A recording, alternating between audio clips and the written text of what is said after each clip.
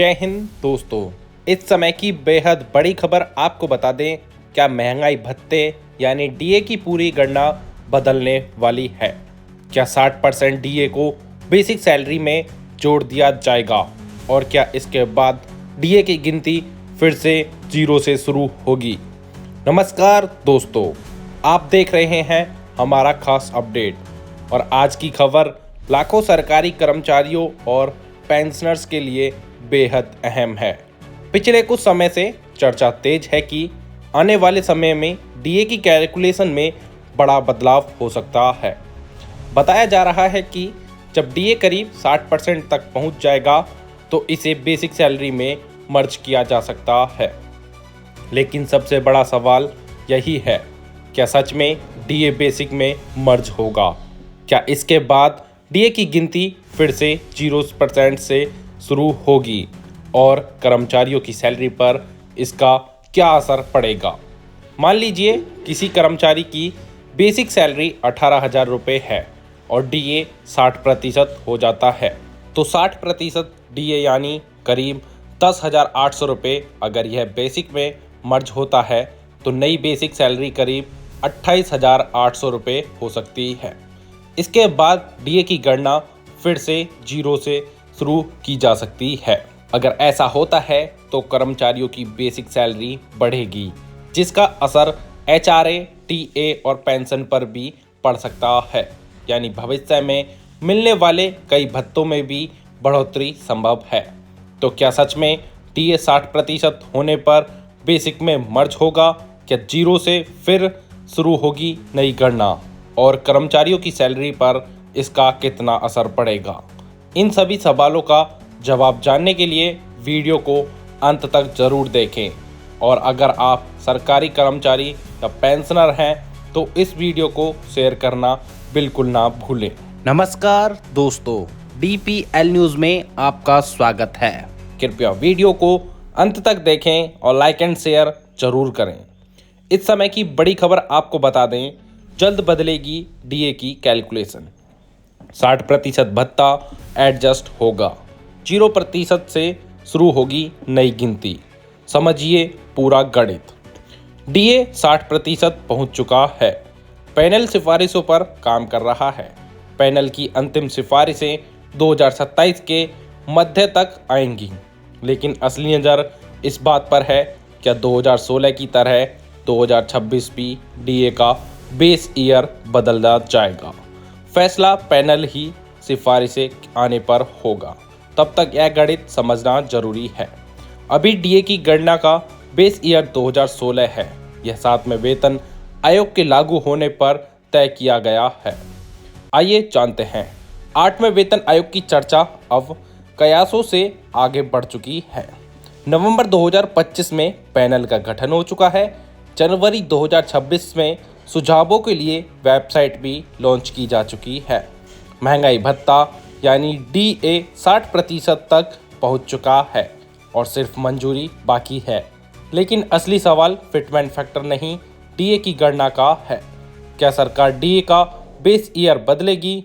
अगर बदलेगी तो क्या 60% डीए बेसिक में एडजस्ट होगा और क्या नया डीए 0% से शुरू होगा?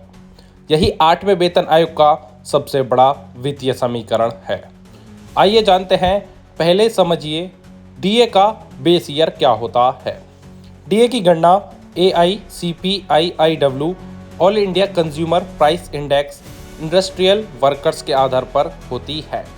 इस इंडेक्स में एक साल को बेस ईयर माना जाता है। उस साल की कीमतों की 100 मानकर आगे की महंगाई मापी जाती है। अभी डीए की गणना का बेस ईयर 2016 है। यह 7वें वेतन आयोग के लागू होने पर तय किया गया था। आइए जानते हैं बेस ईयर क्यों बदला जाता है। समय के साथ खर्च की टोकरी बदलती है, महंगाई का पैटर्न बदलता है, उपयोग की प्राथमिकताएं बढ़ती हैं। अगर बेस ईयर पुराना रहेगा तो महंगाई का वास्तविक असर सही नहीं दिखेगा। इसलिए हर नए वेतन आयोग के साथ बेस ईयर बदलना तार्किक माना जाता है। क्या 8वें वेतन आयोग में बेस ईयर बदल सकता है? संभावना मजबूत है। अगर 8वां वेतन आयोग 1 जनवरी 2026 से प्रभावी माना जाता है तो बेस ईयर 2026 किया जा सकता है। अगर ऐसा होता है तो मौजूदा डीए स्ट्रक्चर खत्म, नई गणना नए इंडेक्स से और डीए तकनीकी रूप से 0% से शुरू होगा। लेकिन डीए तो 60% है, फिर 0% कैसे? यही पूरी गणित समझना जरूरी है। मान लीजिए 1 जनवरी 2026 तक डीए 60% हो जाता है। अगर नया वेतन आयोग लागू होता है और बेस ईयर बदला जाता है तो दो चीजें संभव हैं। विकल्प 1, डीए बेसिक में एडजस्ट, जैसा 2016 में हुआ था। उस समय डीए 125% था, उसे बेसिक में जोड़कर नया पे मैट्रिक्स बनाया गया, फिर डीए 0% से शुरू हुआ। विकल्प 2, डीए मर्जर ना हो, सिर्फ बेस ईयर बदले। इस स्थिति में नई गणना शुरू होगी और मौजूदा डीए अलग तरीके से समायोजित किया जाएगा।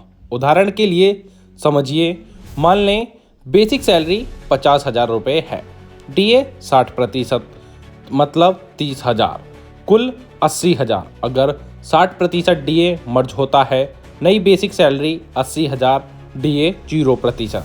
आगे की महंगाई पर डीए नए बेस से जुड़ेगा, यानी सैलरी कम नहीं होगी, स्ट्रक्चर बदलेगा। आइए जानते हैं डीए मर्जर और एडजस्टमेंट में क्या अंतर है। मर्जर में डीए स्थायी रूप से बेसिक में जोड़ना और एडजस्टमेंट में basic plus DA new basic बनना।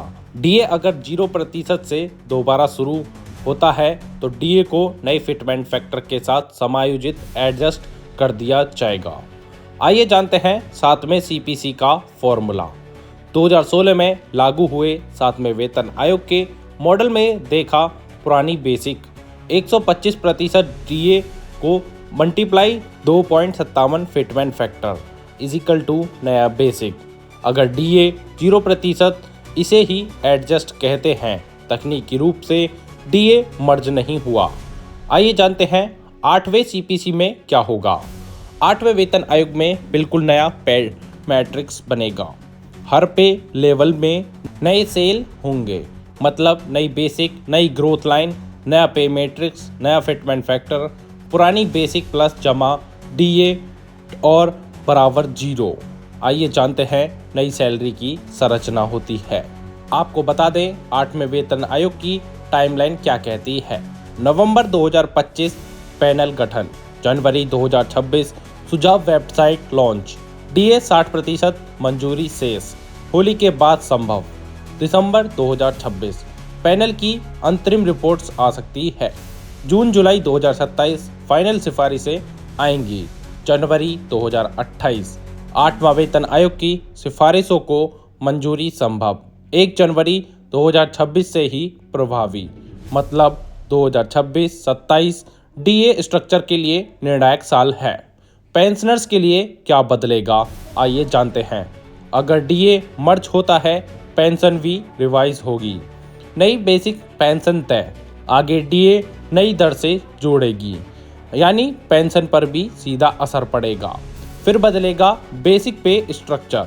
आपको बता दें 6ठे वेतन आयोग के दौरान सैलरी स्ट्रक्चर में पे इन द पे बैंड और ग्रेड पे शामिल थे।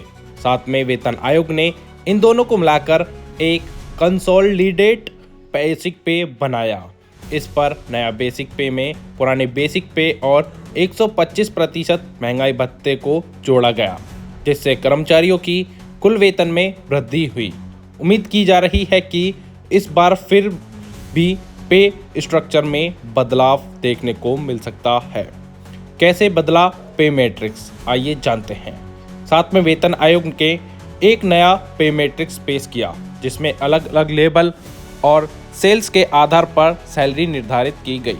इस मैट्रिक्स में हर स्तर पर वेतन वृद्धि और प्रमोशन के लिए स्पष्ट मार्गदर्शन दिया गया।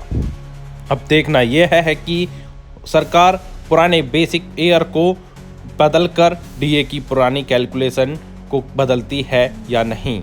वही 8वां वेतन आयोग का पैनल किस तरह की सिफारिशें देता है। सिफारिशें आने के बाद ही ये क्लियर होगा कि क्या बदलेगा और कितना बदलेगा। डीए 60% पहुंच चुका है, पैनल सिफारिशों पर काम कर रहा है। पैनल की अंतिम सिफारिशें 2027 के मध्य तक आएंगी, लेकिन असली नज़र इस बात पर है कि 2016 की तरह 2026 भी डीए का बेस ईयर बदला जाएगा।